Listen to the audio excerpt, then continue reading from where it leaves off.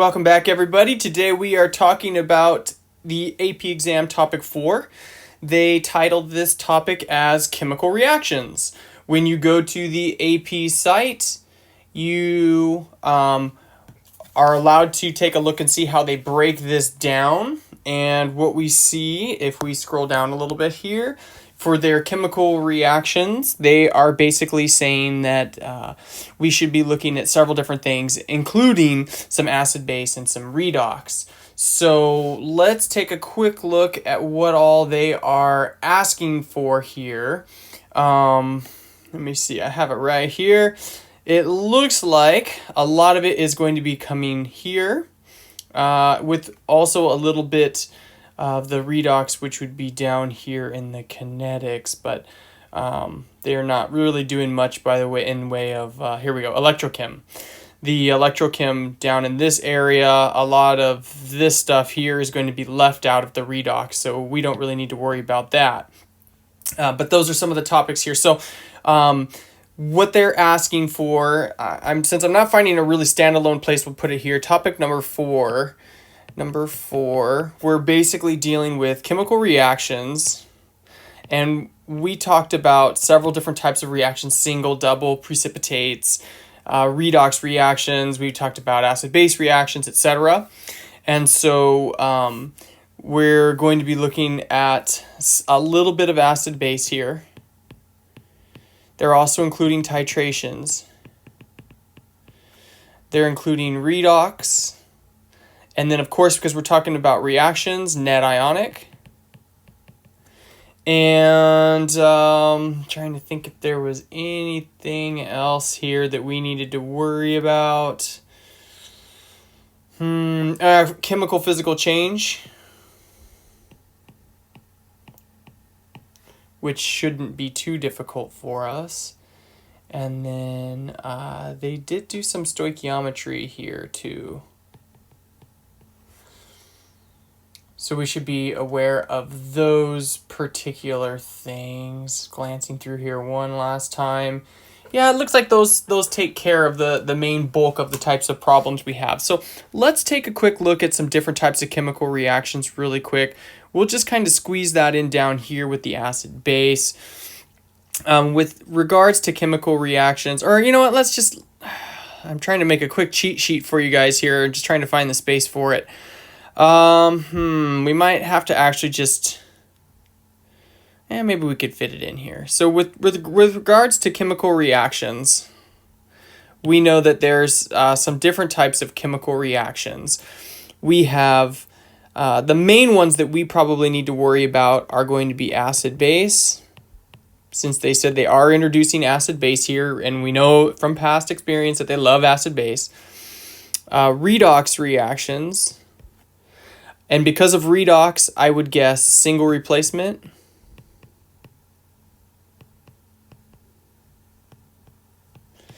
And then because of net ionics, I would also expect to see double replacement.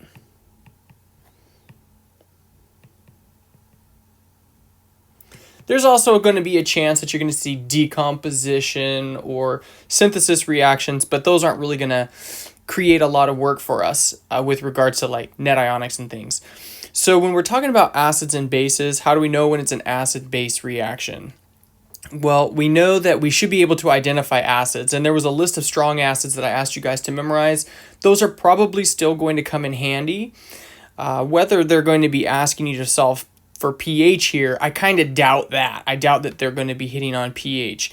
I'm thinking that, hang on, my screen froze up again. I don't know why this has been doing this. When we're looking at some of these equations over here, they're giving us things like Ka, Kb, pH. I'm really doubting that these are going to be in here. I would imagine this would be more in the acid-base unit. I can't guarantee that though, but if they do ask a pH question, I'm guessing it would be for a strong. So when we're looking at these different things here, we should at least be able to identify the acid and the base. So remember that acids, according to Bronsted-Lowry, that's probably the most common, or the Arrhenius, acids are things that give away H's. So your strong acids are acids that dissolve really, really, really, really well. And we should probably know these because it works so well with net ionic writing equations. So we should know things like HCl, HBr, HI, HNO3, H2SO4, and HClO3. Okay, so basically when it gets to these ones that have oxygens in them, if you have two more O's than H's, it's usually strong. If you have a strong base, you should be seeing something from column 1 or 2 with an OH minus. Okay, so things like sodium hydroxide and magnesium hydroxide, these are going to be our strong bases. If it's not one of these things, then it's weak and it does not dissolve well. Okay, so when I'm talking about dissolving and I'm talking about our net ionics, maybe it's easiest to just do an acid-base problem. So let's say we have something like HCl plus NH3. So we can see that the H in front here makes this an acid.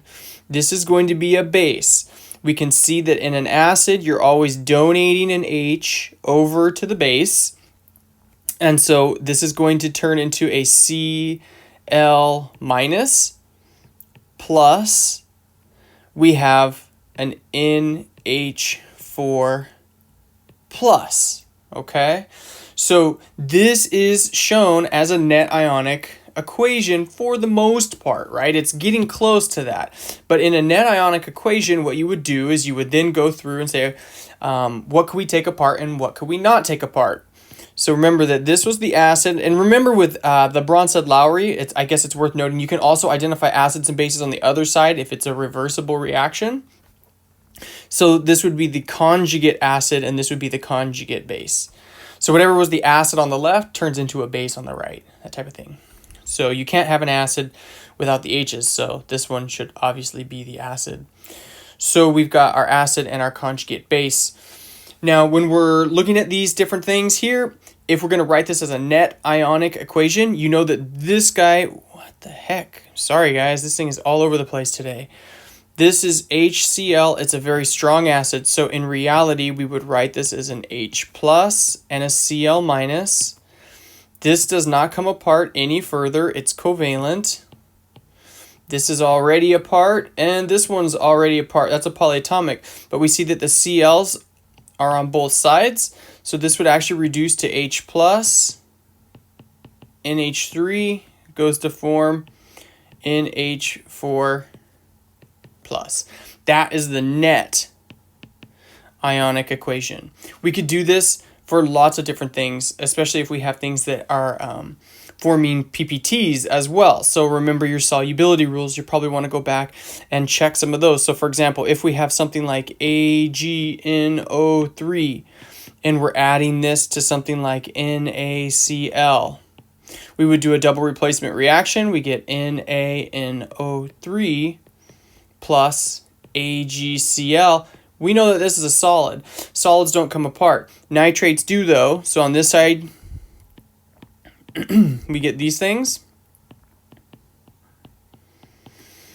And on this side, we get Na plus, NO3 minus, and then we get AgCl stays together because it's a solid, it's a precipitate.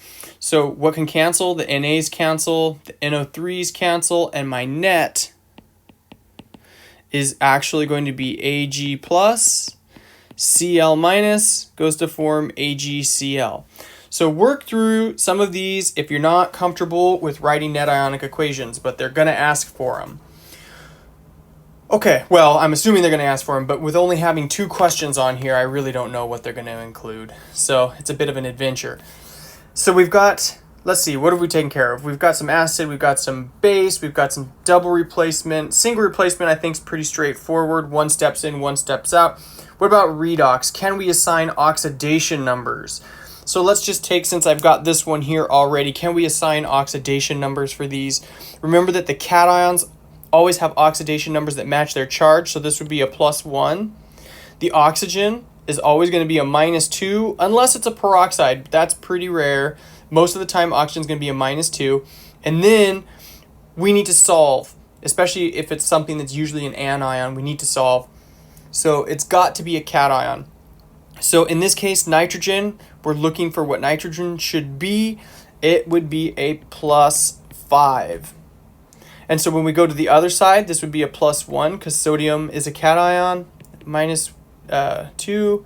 And so then this would be a +5. And you can see that nitrogen is a +5 on the left. It is a +5 on the right. We have no change in oxidation numbers, and so it is not a redox reaction. Okay, so when you see a change in oxidation numbers, remember Leo the lion.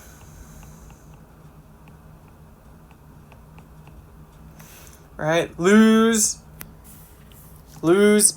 wow, huge. Lose electrons, oxidation, gain electrons, reduction. So we've got these different options here when we're looking for changes in oxidation numbers. So you might need to go back in your notes and check through that. So we at least have some Leo and Ger here for us to reference. So we've taken care of the single, the double, the redox, the acid base. What else could we talk about here? Well, if we're talking about titrations, I guess we do need to talk a little bit about, or acid base, we need to talk about titrations. So let's draw a couple of titration curves real quick. When we're dealing with titration curves, remember that you'll always have something that looks, most of the time it's going to look like this, right? So you start low and then it goes up high and then it tops out up here. When you are on the steep part of the curve, so when we're in this area here, we know that the reaction is done. This is what we call the equivalence point.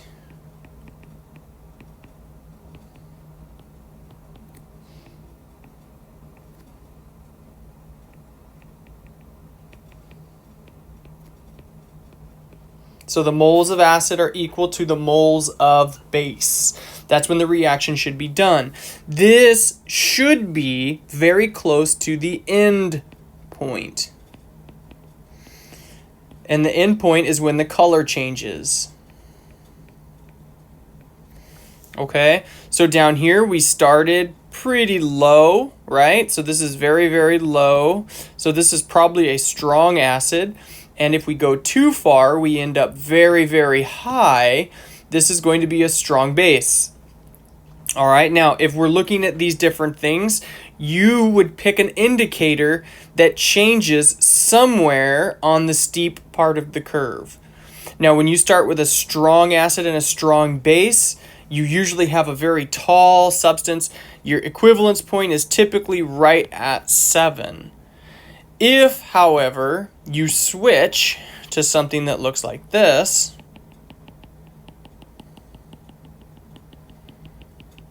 okay, so then it seems to overlay at that point. How is this one different? We start a little higher. This would be a weak acid for this particular one. And you'll notice that when we switch to the weak acid, this indicator isn't going to work for us anymore. This indicator is where this line is starting to curve. There's a change in volume. This is our volume down below.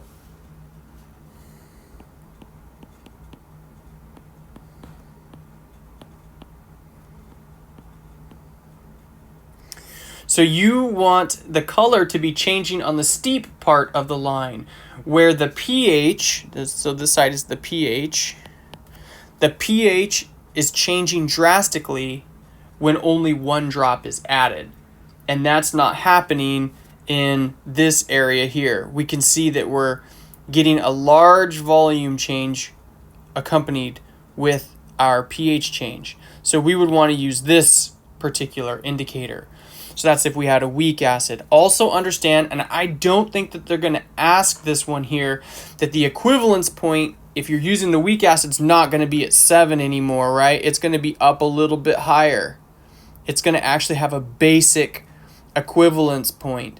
And I think that this is too far in depth for the acid base. I don't think they're going to ask you this, but it's because the conjugate is weak. When you have a strong and a strong, so if we have something like this, if we have HCl plus NaOH, so we have a strong acid and a strong base, what I make is water and NaCl. This is neutral.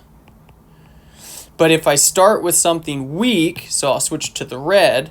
So say I have HF plus NaOH. Then when I make this, I make the water and I make NaF, and this is a base. And so when the titration is over, these quantities are in equal amounts, so they've killed each other off. They've neutralized one another, and the only thing you have left is this substance and water, and this substance is a base. So you'll find your equivalence point is going to be a little higher. So if we're using a weak base, then we're going to start getting the opposite thing. Because remember, if you start with a base, you're just going to flip this whole curve over here. Now, what about our calculations? You need to be able to calculate here. So let's switch to a calculation.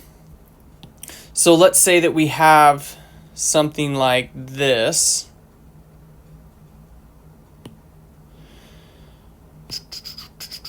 What would my calculation look like? So if I have this equation right here, and I need to do a calculation for this, what we want to do is use the equation mv over n is equal to mv over n. So what this means is the m stands for our molarity, v stands for our volume, n stands for our moles, and the moles that I'm talking about are the coefficients in the reaction. So basically, you're using this equation and you are going to plug in all the information for HCl here and all of the information for NaOH here, because we know that the whole goal of the titration is to get these things equal to one another.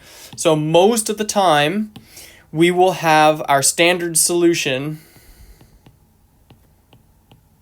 So the solution that we know everything about, you're probably going to have the M, the V, and the N for your NaOH. And you will have your volume of HCl that was in your flask, and you will have your coefficient, and the goal will be to find the molarity. And that's what we're looking for here. Now, sometimes they use an acid that's solid, right? So you might not have a volume. If they have an acid that's solid, just use moles over N instead. So you can still have this going on here, because basically molarity times volume is moles. So if they said, hey, you have 2.56 grams of substance, just convert it to moles and plug that in, and it'll work out just fine for you. Let's see, acid base, we can do stoichiometry already, types of reaction. Remember, chemical versus physical, I think we're okay with that. So I think that's it. If you guys think of anything else, please, please, please let me know. And like I say, I wouldn't be worrying too much about the pH calculations if I were you. I guess if we wanted to real quick, we could describe a pH calculation, but it's very easy, right? Hopefully they're going to be sticking to the strong stuff. I don't know for sure. I'll have to look a little more into it, but I believe that here. Let me double check real quick here. If we go over here to Unit A, yeah, they don't talk about they talk about pH and pOH and weak acids and bases in Unit 8 for sure is where they list it. They also mention acid-base titrations in Unit 8 as well, but they mention them again in Unit 4. I think that the titrations they're talking about in Unit 8 are probably going to be using buffers and things of that nature, and using pKa where pH is equal to pKa. So I think that they're taking something that we already know about the titration, and they're adding the extra difficult content into there. So I think we're pretty safe to go without that. But I mean, if you really need to, you've got your pH equation right here. You know that pH is equal to negative log of the H plus. So if you have something like, 0.15 molar HCl, because this is strong, when it dissolves, it gives you